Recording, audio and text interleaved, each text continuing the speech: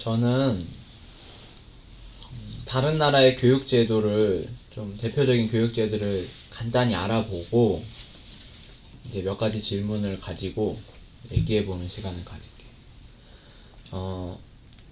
대표적으로 영국이랑 독일이 될 것 같아요. 그러니까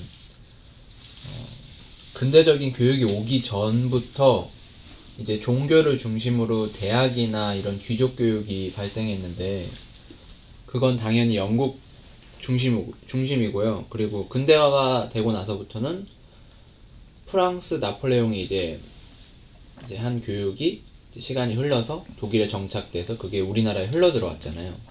독일, 일본, 우리나라. 그래서 우선 독일부터 얘기를 해볼게요. 제가 참고한 책은 교육 차이라는 책인데 여러분이 보실 필요는 없고 제가 아주 간단히 후려쳤어요. 내용이 괜찮긴 한데 뭐 볼 정도는 아닌 것 같고, 독일은 일단 등교 학교가 직장이랑 연결이 돼요.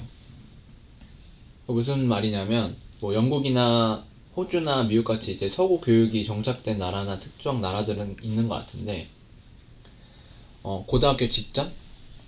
초등학교까지인가? 중학교까지 부모가 반드시 아이를 학교에 데려가야 되고 데리고 와야 돼요, 집으로. 보통 나이로 돼 있죠. 네, 나이로 돼 있는 것 만 같아요. 몇 살까지. 그래서 그것 때문에 직장이랑도 연결이 돼요. 네, 아이를 보내고 직장에 가야 되고 내가 직장에 오면서 아이를 픽업을 해야 돼요. 그러니까 8시간이 준수가 돼야 돼요.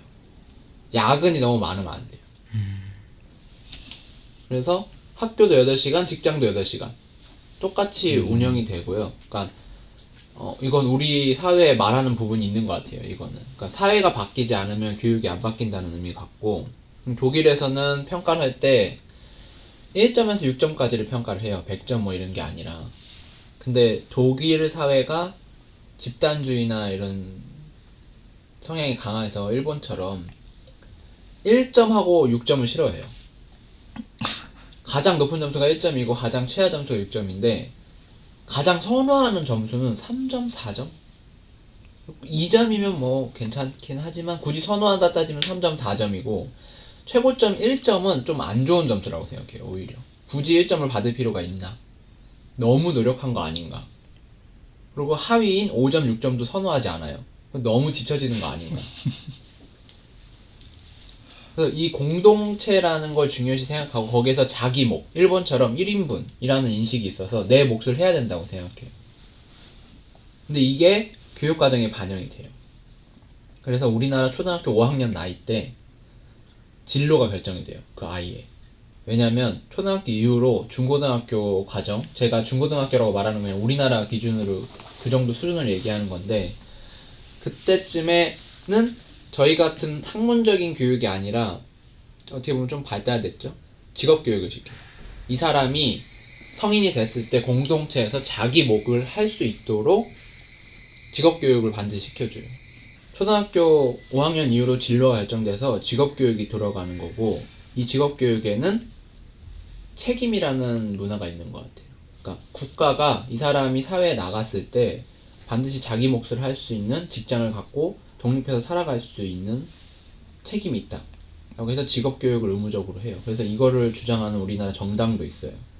그리고 대학은 당연히 평준화되어 있고, 대학이 입학이랑 굳이 잘못 말했네. 대학이 취업이랑 굳이 관계가 없어요. 왜냐면 초등학교 5학년 나이 이후로 취업교육을 하기 때문에 이제 고등학교만 졸업해도 취업이 당연히 다 된다고 생각해요. 단 사회적인 실업률은 어쩔 수 없지만, 그래서 굳이 취업을 하기 위해 대학에 간다라는 우리나라 인식과 다르더라고요. 다만 졸업은 어려워요. 무상교육이라서. 근데 특이한 점은 우리나라처럼 전문직을 선호할 것 같지 않잖아요. 이상이면 전문직 선호도가 82%가 넘어요. 그래도.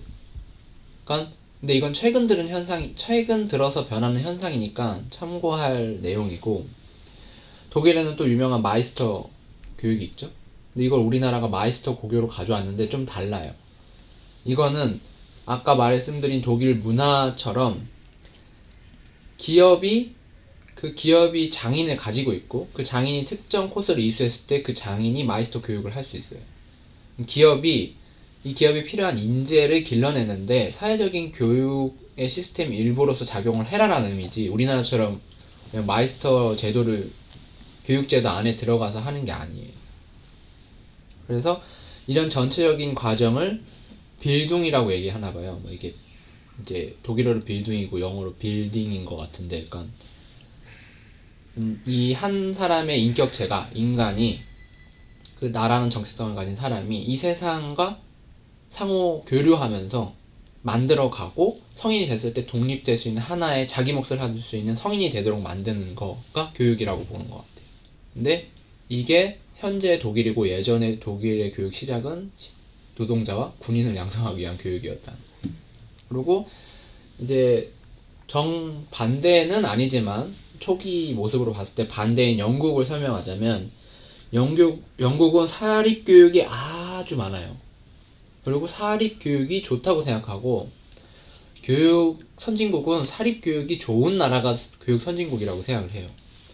근데 사립교육이 이렇게 돼 있으면 당연히 계급적인 느낌이 날 수밖에 없거든요. 그럼 뭐 우리들이 흔히 아는 이든스쿨이나 뭐 영국의 유명한 대학들, 흔히 보면 영국에는 알아주는 대학이 있지만 독일에는 알아주는 대학이 없어요. 독일에서 대학을 나오면 아, 나 이 대학 나왔다 하고 이렇게 자랑할 게 없지만, 영국에서 대학을 나오면 자랑을 할 수 있죠. 이게 독일 사람들은 좀 불만이라고 하더라고요. 뭐 이렇게 자랑할 만한 대학이 없다. 물론 좋은 대학이지만 좀 이렇게 세계 탑 뭐 이런 게 없다고. 그리고 영국의 교육의 방법은 글쓰기, 토론, 비판, 생각하기, 왜라는 질문하기예요. 비난하기가 아니라. 왜냐면 젠틀맨이라는 어떤, 원래 이건 계급을 말하는 거였잖아요. 귀족 계급을. 그 사람들이 갖고 있는 매너를 가르치는 데 있어서 이게 기본이 되는 거예요. 그리고 이런 교육을 제대로 받은 젠틀맨, 매너가 있는 젠틀맨을 리더라고 생각해요. 그러니까 프랑스에서 그 대학 입학 주관식 시험을 이랑 비슷한 것 같은데, 그 두 나라가 방식이 조금 다른 것 같아요. 같은 걸 얘기하지만. 우리나라로 얘기하자면 과거, 조선시대 초기에는 과거가 이제 명나라가 새로 들어서고 몽고가 나가는 데 있어서 우리나라의 정치적 입장을 어떻게 정의할 것인가, 우리가 어떤 제도를 해야 부국강병을 이루나, 뭐 이런 질문을 해서 뽑아놓고 관료를 양성했는데, 후기로 갈수록 이제 논어 몇 페이지 무슨 내용이 있냐 뭐 이런 거 물어보는 것 같은데, 그래서 매너는 쉽게 우리 입장에서는 도덕이라고 생각하면 될 것 같아요. 도덕. 이제 고마우면 고맙다고 하고, 미안하면 미안하다고 한다는 게 상식, 도덕인 거예요. 그걸 그냥 매너라고 말하는 것 같고, 그래서 모든 교육이 글쓰기, 토론, 비판, 생각하기 외라는 거기 때문에 이런 걸 못하면 제대로 못 따라가요. 그리고 이런 걸, 자기 의사를 자기가 말이나 글로 표현 못하면 좀 낮은 교육을 받았다고 생각을 하고, 이런 걸 아주 중요시 생각을 하고, 예체능 교육이 아주 활발해요. 예체능 교육이 사회적인 부분을 담당하는 것 같아요. 협동, 단체 활동 이런 것들을. 그래서 나중에 전체적인 키워드를 얘기할 건데, 개인적인 부분과 사회적인 부분으로 키워드가 나눠져 있더라고요. 예체능은 그 사회적인 부분의 교육 방법으로 쓰는 것 같고, 그리고 또 유럽에서 대부분 채택하고 있는 갭이어가 있고, 갭이어는 자기 학업 도중에 1년 정도 쉬고 이제 여행을 다니거나 자기의 진로나 장래를 생각하기 위한 기간을 갖는 거예요. 영국은 이렇게 또 후려치고, 너무 후려치는 거 아닌가 모르겠는데, 그래서 이 두 나라가 전통적인 어떤 교육의 기준국이면, 이제 새로운 나라들, 이제 교육이 조금 다른 방법들을 시행하는 나라들은 전통적인 게 아니라 특정 목적에 따라 교육을 하는 거예요.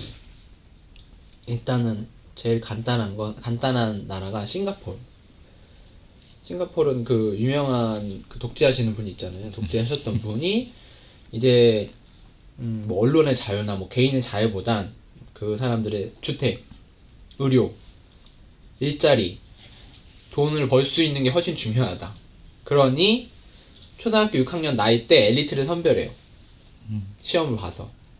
그래서 이 사람은 대학에 갈 수 있는 사람 선별한 다음에 그 아이들을 엘리트 학교로 보내서 집중 투자를 해요. 교육에. 그래서 교육 목표가 청렴한 엘리트들을 길러내는 거예요. 나라에 도움이 되는. 그 기반은 안정적인 유교 가치를 배경으로 해서.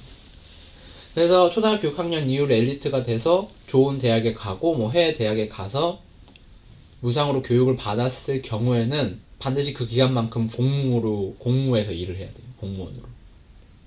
사회에 환원하라 이거죠. 너가 받은 혜택을. 그런데 이게 근간인데 뭐 최근에 또 싱가포르나 뭐 여러 동남아 국가들이 뭐 이런 시험 엘리트를 뽑아내는 기준이 뻔하잖아요. 우리가 볼 때도 이게 좀 많이 문제가 일어나는 것 같은데 다만 지금까지는 아주 성공적이었다는 거. 그만큼 교육을 효율이라는 키워드에 맞춰서 되게 집중 투자를 한 거잖아요. 그만큼 효율이 있었다는 거는 잘 어쨌든 운영을 했다는 거죠. 뭐 다른 부장이 있더라도. 그리고 우리랑 이제 가까운 나라, 마음적으로 가까운 나라 미국 같은 경우에는 미국이란 나라의 특징이 교육에 반영이 돼요. 그래서 일단 사립이 영국처럼 많아요. 근데 영국 사립은 몇 프로인지 모르겠는데 미국 사립은 73%예요. 근데 우리나라 사립의 비중은 90%. 그래요? 네. 우리나라 사립의 천국이잖아요. 사학재단의 천국. 대학교 아니면 사학재단이요. 다. 아. 고등학교 다. 사립인 학교의 비중이 90%고. 그래서 뭐 계속 이어서 얘기하면 미국은 자체적으로 공교육의 위기가 있었어요. 왜냐면 사립은 어느 정도 권장하잖아요. 독일이나 이런 쪽은 다른데 영국이나 미국 쪽은 사립이 아주 중요한 역할을 한다고 보는 거예요. 근데 이렇게 갔더니 돈 없으면 공립 간다. 사람이 제대로 크려면 우리는 뭐 사람은 서울로 보내야 된다는 말이 있는 거죠. 사람은 사립에 가야 된다는 게 있는 거죠. 근데 사립이 교육비가 뭐 말 안 해도 돈이 있어야 가는 데잖아요. 그래서 공교육의 위기라는 인식이 있어서 공교육을 살리려고 되게 많은 시도를 해요. 근데 미국이 약간 사업가 정신을 아주 중요하게 생각하잖아요. 도전 정신을. 그래서 사회가 어느 정도 안전망을 제공해 줄 테니 도전해라 하면 좋은데 약간 그런 게 되는 집단이 있고 안 되는 집단이 있어요. 그래서 공교육을 살리기 위해서 뭐 교육에 대한 기준을 이제 뭐 정하거나 뭐 지원을 해주거나 하는데 그거는 이제 메이저한 거고 이제 좀 이것도 후려치면 영국이 젠틀맨을 길러낸다고 생각하면 미국은 엘리트를 길러내는 거예요. 이 사회에 뭐 잡스를 길러낸다든지 마이크로소프트의 뭐 회장님을 길러낸다든지 이런 엘리트들을 길러내는 건데 그 엘리트들을 길러내는 근간은 사립이다. 근데 우리 사립은 이런 영국처럼 젠틀맨처럼 매너를 가지고 이 사회에 기여하는 어떤 도덕성에 근거하는 게 아니라 사업가 정신에 기여하는 거예요. 내가 도전 정신을 가지고 개척을 해서 이 분야를 개척하고 리턴을 받았으면 이거에 대해서 세금을 내는 게 아니라 기부를 하는 거예요. 교육 쪽에. 그러니까 청교도의 의식을 바탕으로 이런 기부로서 사회는 돌아갈 수 있다 라고 생각을 하는 것 같아요. 그래서 이런 사람들이 흔히 우리가 아는 대안학교를 만드는 거예요. 뭐 이건희가 만든 학교예요. 이건희가의 교육 철학을 바탕으로 교육시켜서 제2의 이건희를 만들어내는 뭐 그런 대안학교들이 있고 물론 거기에 예산도 지원이 돼요. 그래서 교육 바우처 제도가 있어요. 그러니까 학교가 특정 조건에 맞게 교육 커리큘럼을 만들어서 학교를 운영할 경우에 그 학교를 가고 싶다는 학생이 생겨서 지원을 하면 바우처를 통해서 교육비가 지원이 되는 거예요. 1인당 교육비가 얼마니까 니네 학교는 뭐 학생이 지금 1000명이다. 그럼 1000명에 대한 바우처로 예산을 할당받는 거예요. 우리나라도 대안학교가 있죠. 뭐 대안학교 비싸잖아요. 근데 우리나라는 좀 이게 좀 다른 것 같고 그리고 중요시하게 생각하는 가치는 평등한 기회를 주자는 거예요. 그래서 미국은 교육 평준화를 하지 않는다 라고 해요.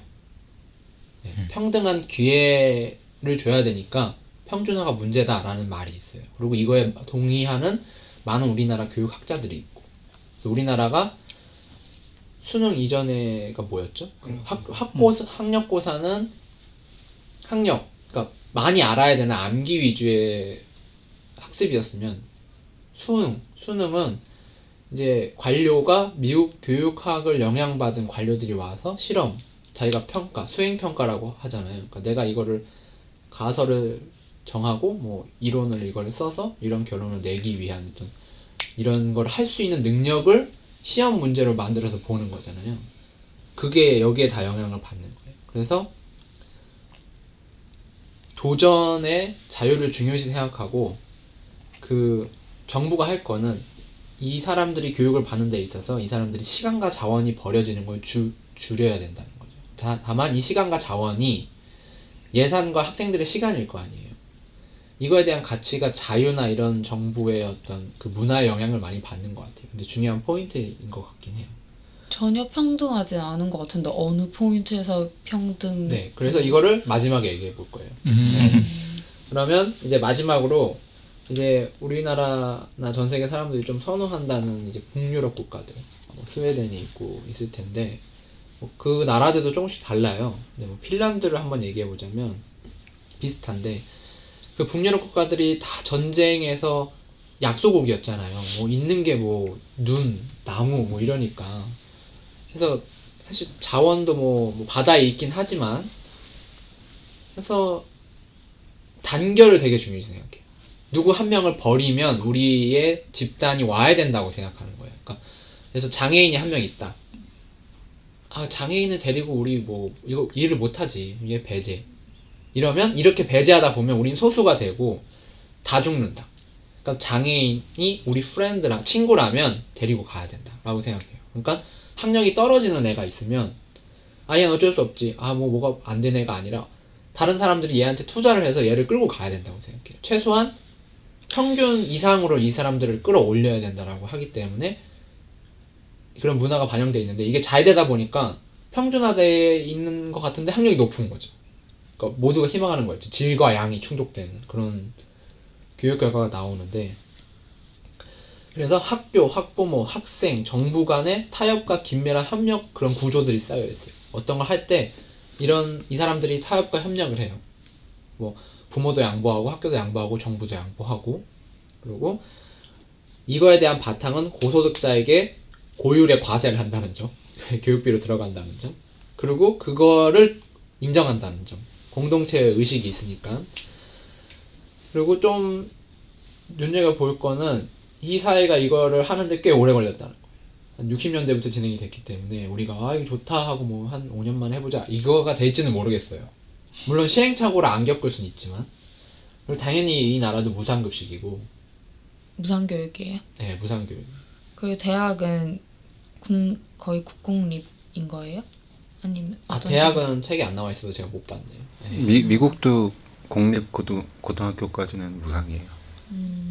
그리고 여기는 수업 방식이 프로젝트 수업이에요 다. 그러니까 아이들이 프로젝트를 정하고 그 프로젝트로 이제 수업을 해요. 그러니까 저희가 대학에서 했던 거를 아이들이 해요. 그걸 할 수 있게 교사가 도와줘요. 우리 대학에서도 못하죠. 죽을 까지.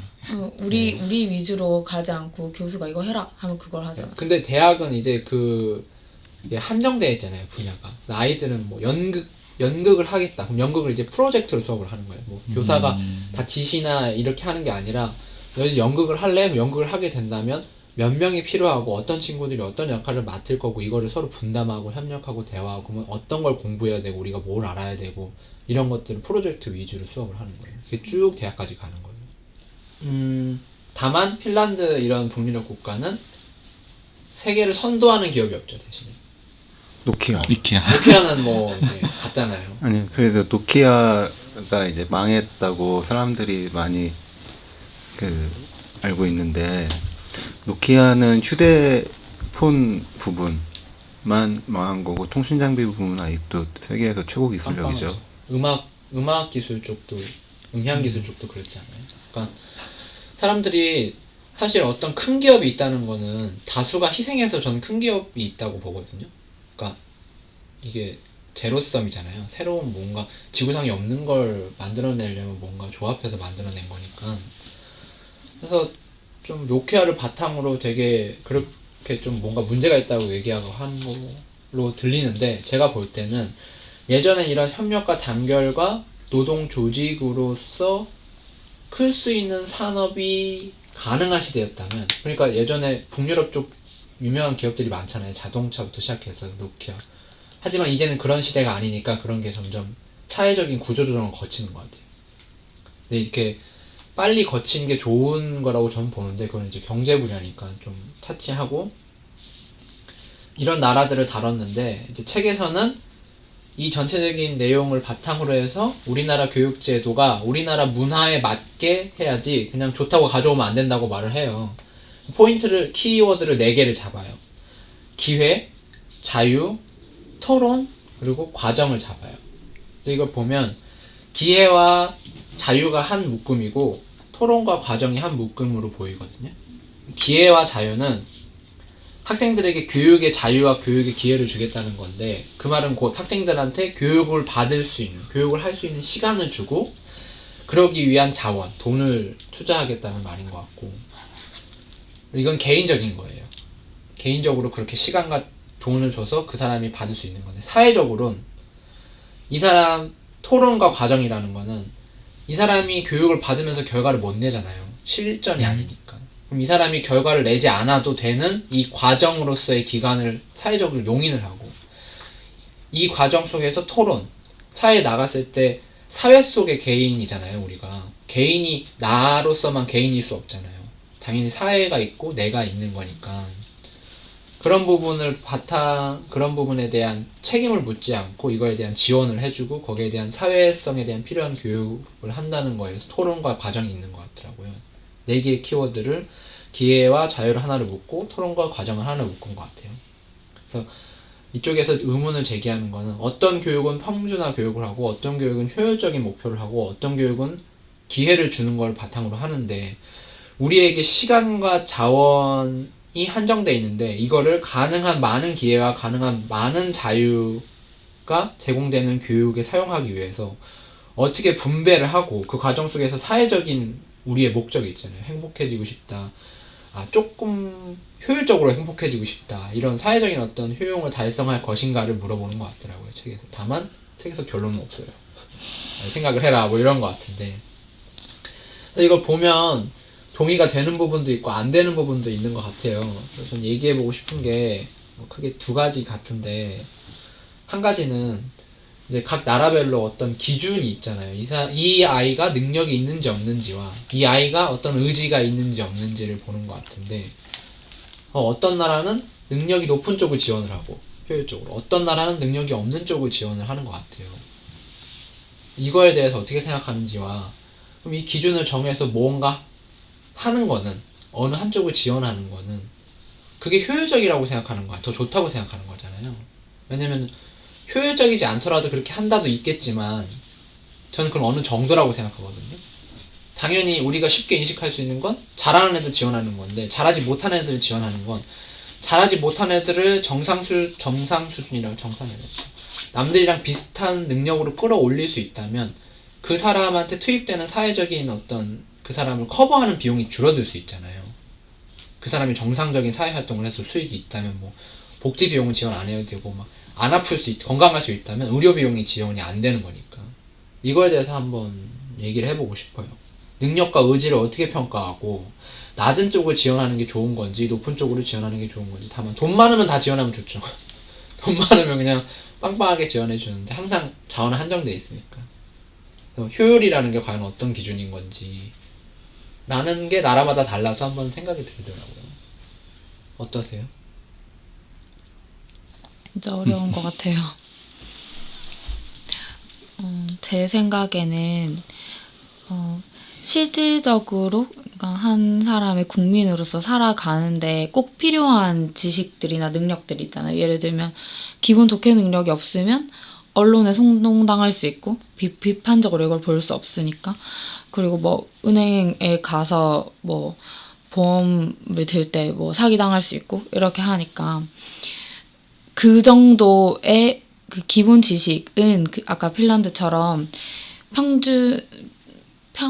기본까지 끌어올릴 수 있게 다 버리지 않고 끌고 와야 될 것 같은데 제 생각엔 그게 한 초등학교 6학년 정도 수준의 교육 내용 정도만 알면 사회생활 하는데 크게 무리가 없을 것 같거든요. 물론 언어 능력은 조금 더 발달을 해야겠지만 뭔가 독해 능력 같은 거는 근데 뭐 중학교 수학 우리 몰라도 잘 살잖아요. 우리나라가 그 문해력이 많이 떨어진대요. 다른 나라에 비해. 책 읽기 싫게 가르치니까 읽을 시간도 안 주고.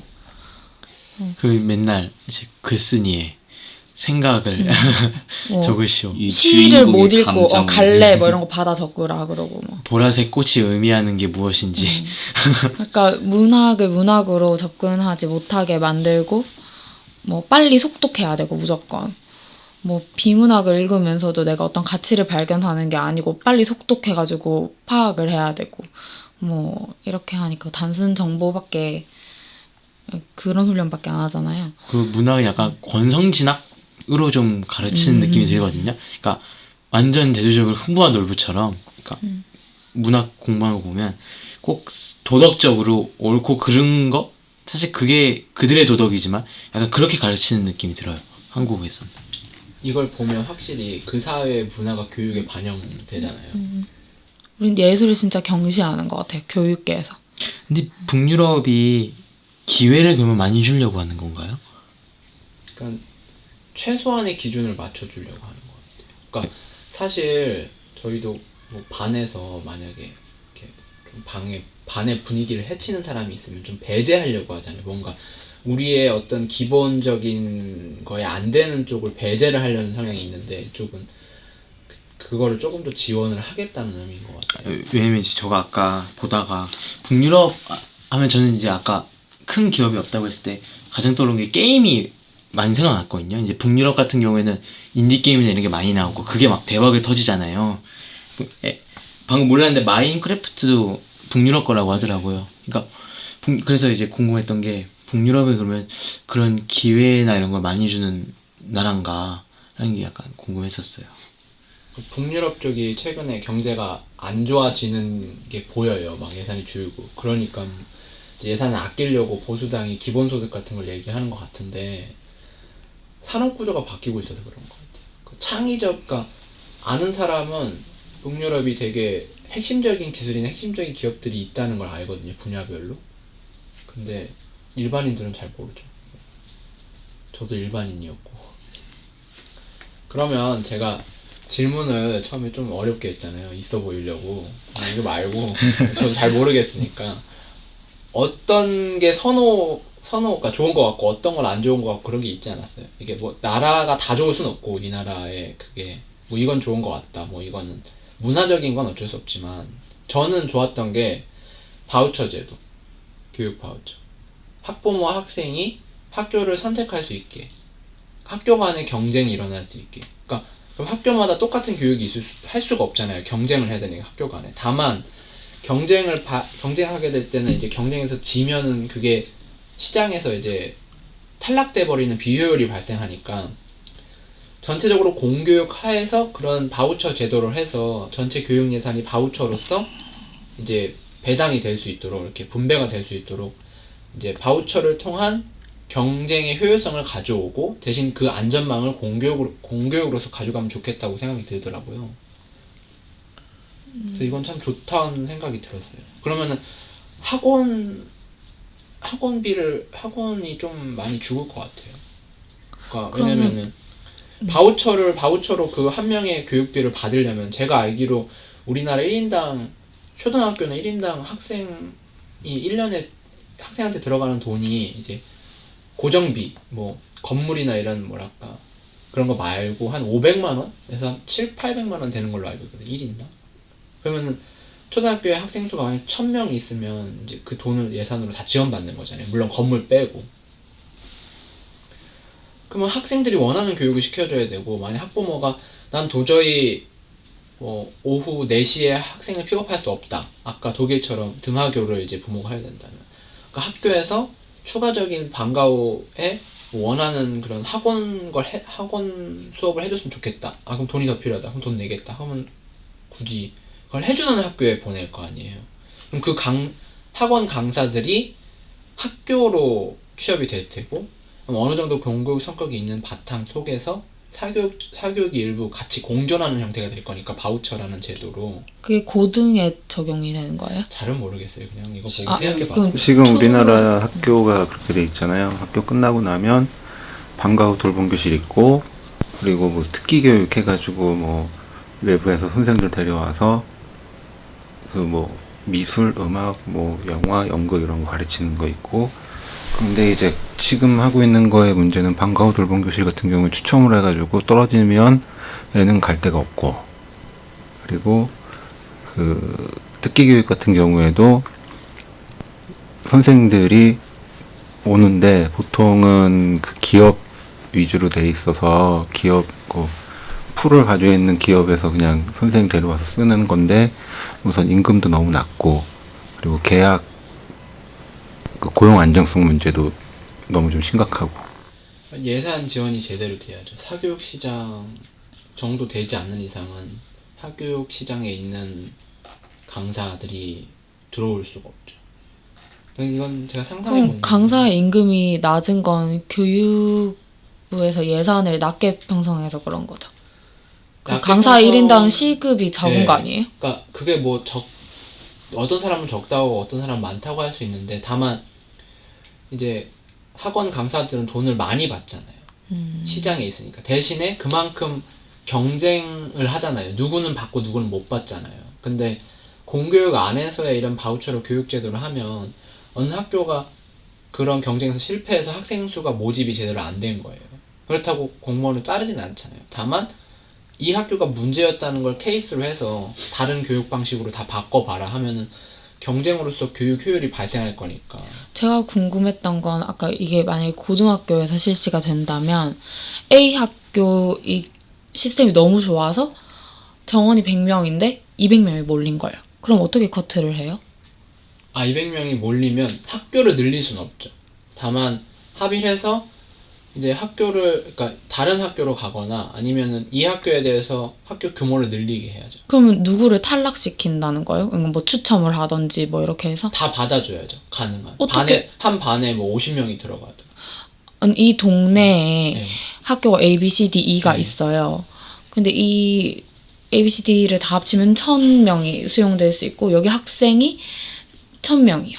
그런데 A 학교가 200, 200, 200 이렇게 있었는데 A 학교에 400명이 몰렸다고 해서 A 학교를 늘릴 수는 없는 거잖아요. 그러면은 그 학교에 이제 추가적인 신규 교사를 보내서 그 학교에서 하고 있는 내용을 교육 받은 다음에 그 근처 학교에 가서 그대로 해서 학생들을 받을 수 있고, 아니면 네. 지금 궁금한 건 당장 그 해에 여기 400명이 여기 지원했으면 어떻게 커트를 하느냐는 거죠. 그거는 이제 이 제도가 사실 있는 게 아니니까 그냥 제가 말한 거라서. 그러니까 항상 했을 때 이게 이제, 실제로 적용이 네, 되려면 적용되려면 그런 단순히 거- 추첨으로? 그러니까 추첨으로 해도 되겠고 뭐 불만이 있을 수 있지만, 아니면은 이 교육 방식이라는 게 학교마다 어떻게 다를지도 사실은 어떻게 될지 모르는 거잖아요. 다만 경쟁을 해라. 네. 근데 만약에 우리나라 고등학교에서 그런 식으로 한다 그러면 다 수능에 초점을 맞추겠죠. 그렇죠. 네. 그러니까 한 10시 반 11시까지 애들 붙잡아 놓고 시키고, 강제로 시키고요. 그리고, 잘하는 강- 학교. 그리고 대학 진학률 높은 학교 이쪽으로 네. 계속 보낼 거 아니에요. 네. 그런 그러니까 그러니까 그쪽에 또 집값 올라갈 거고 뭐 그렇게 또 되겠죠. 입시 제도가 바뀌지 않으면 네. 우리나라에서 그러니까 그걸 하는 교육 의미는 제도가 하나만 바꾼다고 되는 게 아니잖아요. 저는 아까 아이를 학교에 보내고 데리고 오는 것도 8시간 근무가 되지 않는 이상은 불가능한 방식이니까. 그러면 독일 같은 경우에는요, 만약에 부모님이 동반을 만약에 못하게 되면 애는 잡혀가. 누가 아버지 그냥 잡혀가요?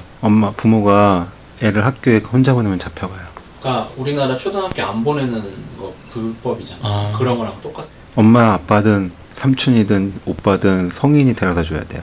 그 영화 보면 엄마 아빠가 놀러 나갈 때 베이비시터라고 그래서 한 10대 아. 후반 되는 사람들 부르잖아요. 그게 애를 무조건 혼자 두면 안 되기 때문에. 그냥 꼭 본인이 아니어도 되는 거예요? 네, 그러니까 무조건 성인이 몇 살 이하의 애들은 성인이 무조건 돌봐야 돼요. 그게 책임 소재 때문도 있어. 그러니까 만약에 애들이 등교길에 사고가 나면 누구 책임이고 학교길에 사고가 나면 누구 책임이야. 그러니까 학교 문을 들어서서 아이가 학교 간 순간부터는 학교 책임이고 학교에서 나와서 부모가 받으면 이제 부모 책임인 거지. 법적인 문제도 있으니까. 사실 우리나라는 학교 안에 있든 밖에 있든 주말이든 평일이든 다 교사 책임이잖아요. 그죠. 네. 이것도 있고. 그러니까 유치원 같은 경우는 명확하죠. 엄마가 가서 출석부 다 기록하고 애 데리고 오고 혼자 못 오니까. 그럼 어린이집 같은 경우는 책임이 명확하잖아요. 그리고 저 아까 전에 궁금했던 게 영국에서 그 예체능 교육이 되게 활발하다고 했잖아요. 네. 사립이 아닌 경우도 예체능 교육을 활발하게 받고 네, 있어요. 활발해요. 왜냐면은 대학 진학이나 취업에서 중요하게 생각해요. 이 사람이 조직 활동이나 사회 활동을 하는데 원활한지. 그게 흔히 말하는 교양이라는 건가요? 예, 교양인 것 같아요. 예체능. 그러니까 스포츠, 집단 스포츠 같은 걸 할 수 있는지 뭐 이런 거. 그리고 이 사람 건강에도 영향이 있고 어떤 걸 이렇게 스포츠라는 건 경쟁 요소도 있고 도전적인 요소도 있잖아요. 그러니까 이런 거를 예체능 교육으로서 가르치는 것 같아요. 중요시 생각. 우리가 일반적으로 알고 있는 스포츠 문화가 원래 귀족 문화예요. 그러니까 뭐 테니스, 폴로, 럭비, 크라켓 이런 것들. 그러니까 서민들이 하는 게 아니라 귀족들이 하는 거거든요. 그러니까 귀족들끼리 지네들의 연대를 위해서 하던 거였기 때문에 그게 뭐 같이 지금까지 내려온 게 아닌가. 예체능이 중시된다는 건 어떻게 보면 약간 좀 배웠고 잘 살고 이런 거를 방영할 수 있는 건가요? 그러면 어떤 예체능에 따라 다르죠. 축구를 하면은 아니지만 뭐 예를 들어서 골프나 테니스 뭐 이렇게 좀 돈이 드는 스포츠인가? 그 우리나라에서 돈이 드는 거고. 뭐. 흔히 네, 테니스는 원래 네, 귀족 스포츠고 귀족 스포츠였습니다. 골프는 그 목동들이 하는 스포츠예요. 네. 그러니까 골프 공원이 있잖아요. 다른 나라는 그냥 옆에 가서 그냥 좀 내고 하고. 그러니까 우리나라로 비교하자면 양궁을 했냐, 그러니까 국궁을 했냐. 이제 선비들 국궁 하잖아요. 우리나라는 이게 무슨 교양이라. 그걸 했냐, 뭐 축구를 했냐, 뭐 이런 차이겠죠. 왜냐면 네. 영국은 이제 보면은 학교에 따라서 또 그 영국은 왜 귀족들이 쓰는 언어가 있잖아요. 그래서 학교에 어느 학교에 들어가냐, 귀족 학교에 들어가면 그 언어를 배운다고 들었거든요. 그래서 왜냐면 영어라는 언어 자체가 이제 어휘로서 이제 지적 수준이 많이 구분되잖아요. 우리나라도 법원에서 하는 말 잘 못 알아듣는 경우 있잖아요. 소명하세요 이런 거 모르는 사람 소명 무슨 소명 뭘 하라는 거지 이럴 수 있으니까 뭐 그런 거죠. 영국은 단어도 다르고 애초에 영화 배우 하려면 어느 정도 계급 있는 학교 나온 경우가 한 80%, 90%? 욕이 뭐 욕도 다르고. 그러니까 욕이 대부분이잖아요. 말에 사실은 일반 사람들은. 그래서 유학도 이제 어느 지역 어떻게 가서 유학했냐에 따라서 말이 이제 달라지니까. 어땠어요? 이렇게 그냥 제가 너무 후려쳤나요? 내용? 그리고 아까 전 설명해 주신다 했던 거 미국이 무슨 평등을 교육의 기회 평등에 초점을 둔다고 했는데 1도 안 평등한 것 같은데 그냥 넘어가려고 했는데. 그러니까 네, 저도 이게 궁금한 게 왜 이게 평등한 기회랑 연관이 되는 거예요? 그러니까 제 생각에는 제가 제대로 이해했을지 모르겠지만 아까 평준화 얘기를 했을 때 공교육으로서 다 똑같이 교육을 하는 게 과연 이게 평등한 거냐, 이게 공정한 거냐. 뭐 근데 우리 흔한 그림이 있잖아요. 이렇게 담 너머를 보는데 똑같이 박스 하나씩 다 주면 키 큰 사람은 보지만 키 작은 사람은 못 보면 이게 평등한 거냐, 이게 공정한 교육의 기회를 제공한 거냐. 이게 지금 대학교 기준인가요? 아니면 고등학교도 이런 철학으로 네, 얘기를 하는 고등학교, 거예요? 대학교 비슷해요. 대학교가 더 심하죠. 미국은 고등학교까지 무상 교육이에요. 아무것도 안 내요. 학생들은. 그리고 대학 같은 경우에는 우리가 아는 뭐 아이비리그 대학들 있잖아요. 거기는 어마어마하게 비싸지만 예를 들면 이제 동네마다 다 있는 커뮤니티 칼리지라든가 아니면 주립대학 같은 경우에는 미국인일 경우에는 등록금이 굉장히 싸요. 고등학교도 사립이 있죠. 사립은 무료가 아니죠. 비싸죠. 거긴 부자들만 가는 거고.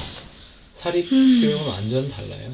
이제 일단 교사가 일일이 다 케어를 해줘요. 이 아이의 발달 상태와 이 아이의 적성, 이런 학습 능력이 어떻게 변화하고 있고 어떤 곳에 재능을 보이는지를 아주 꼬치꼬치. 그리고 교사도 잘못하면 잘리잖아요. 사립은 되게 자주 잘려요. 왜냐면 미국이 해고가 쉽잖아요. 고용 유연성이 높으니까. 조금만 뭐 잘 못하고 학부모들이 만족 못하면 잘라버린단 말이에요. 학부모들이 내가 되는 돈이 얼만데 라고 하기 때문에 내가 돈 낸 만큼 받으려고 하잖아요. 그리고 사립 같은 경우에는 고대로 올라가잖아요. 초등학교, 중학교, 고등학교가 한 사립이란 말이에요. 사립이 돈을 많이 벌려면 고등학교밖에 안 하지 않잖아요.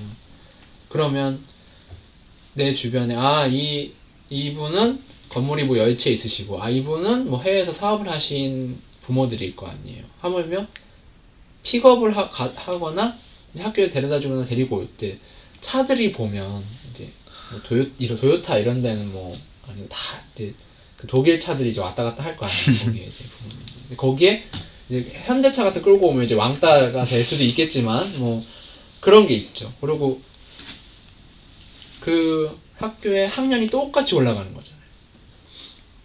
그러면 그 학교 또 출신이 뭐 이런 게 이제 우리 다 알고 계시는 뭐 그런 게 이제 작용하는 거겠죠. 사립학교들이. 그러니까 그거 같아요. 이제 똑같이 하는 건 공정하지 않다, 평등하지 않다. 근데 그게 너무 이상한 게 한 가지 기준을 하잖아요. 예를 들어서 다중지능 이론에 따르면 지능이 뭐 언어지능, 뭐 수학 논리지능, 뭐 다양한 지능들 있잖아요. 뭐 음악지능 뭐 있는데 수학 논리지능이랑 언어지능 요 두 가지로만 쫙 얘는 엘리트, 얘는 엘리트가 아님 이렇게 갈라서 언어지능이랑 수학지능이 높은 사람은 엘리트니까 지원을 해야 돼 라고 자기들 맘대로 기준을 해놓고 얘들은 돈을 많이 투자해야 되는 애들이지 이렇게 하는 게 저는 이상한 것 같거든요. 그러니까 흔히 말해서 그 사람들이 얘기하는 게 현실적이다라고 하는데 그건 그 사람들의 현실은 그거지만 우리의 현실은 또 다르잖아요. 아까 말씀하신 대로. 뭐 그 사람들은 이제 공과 계열이 현실이면 우리는 이제 저 같은 경우 예체능이 현실인데 그거를 이렇게 나누는 것 미국은 우리가 생각하는 엘리트의 기준이 달라요. 우리 같은 경우에는 1등, 2등 하는 애들이 엘리트잖아요. 미국 같은 경우에 상위 10%. 걔네 그 안에서는 어차피 애들이기 때문에 별 차이 없다.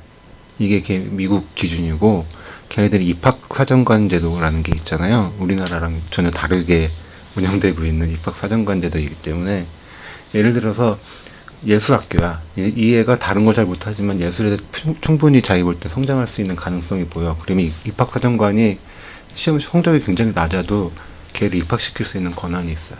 아니 정확히 얘기하면은 얘 입학시켜 주세요 하고 이제 서류를 올릴 권한이 있는 거죠.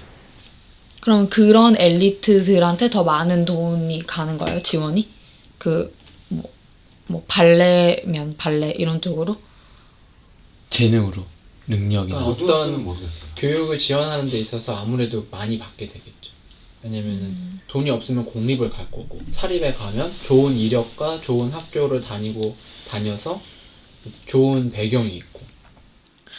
근데 저는 그러니까 평등한 기회라는 게 어느 정도 어디에 있든 혹은 어느 정도의 소득이든 평등하게 그러니까 어느 정도의 교육 평준화를 해가지고 어느 정도의 교육을 받고 거기서 능력이나 재능이 있는 사람들은 더 심화 과정을 배우는 게 저는 그러니까 저 같은 경우는 그게 더 낫다고 생각을 하거든요. 근데 미국은 평등한 기회를 주기 위해서 교육 평준화하는 거는 문제다라고 생각하는 게 그러면 예를 들어 섬이나 예를 들어 그런 데 사람들은 거기나 혹은 지방에 사는 사람들은 이제 수도권이나 어디 이제 그런 데에 비해서는 교육을 제대로 못 받을 수가 있잖아요.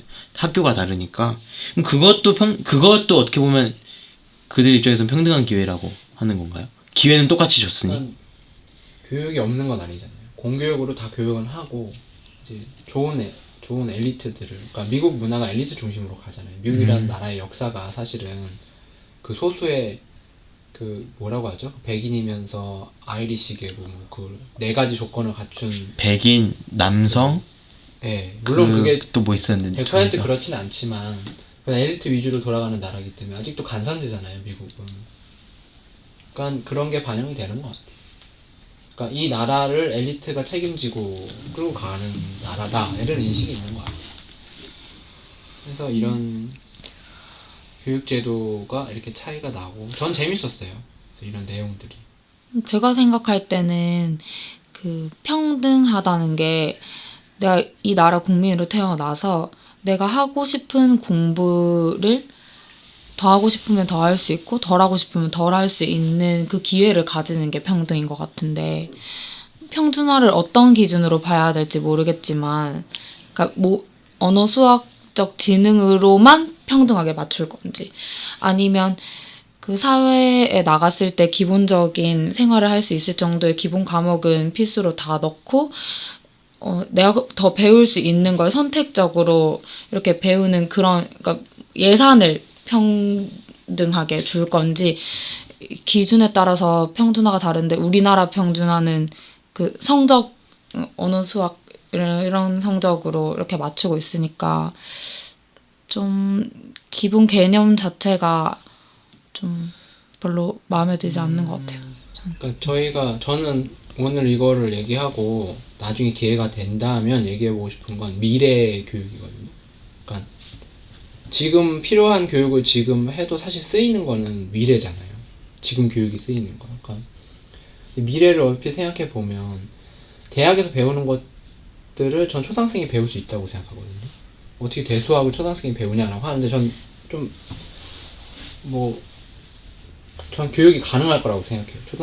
초등학교 애들한테 대학 프로젝트 수업을 가르치고 대학 수학을 가르치고 대학에서 하는 뭐 디자인 수업을 가르친다는 건 전 가능하리라고 봐요. 다만 그러려면 전체적인 교육 제도나 교육에 투자되는 돈이나 사람들의 인식이나 교육의 순서나 이런 게 다 바뀌어야 된다고 생각을 해서 그건 나중에 기회가 되면 얘기해보고 싶고 오늘은 이제 시간이 이제 여기까지밖에 안 돼서 저는 재밌었고 이제 다음에 이걸 바탕으로 해서 다음에 한 번 더 미래 교육에 대해서 기회가 된다면 얘기해봐요. 수고하셨습니다.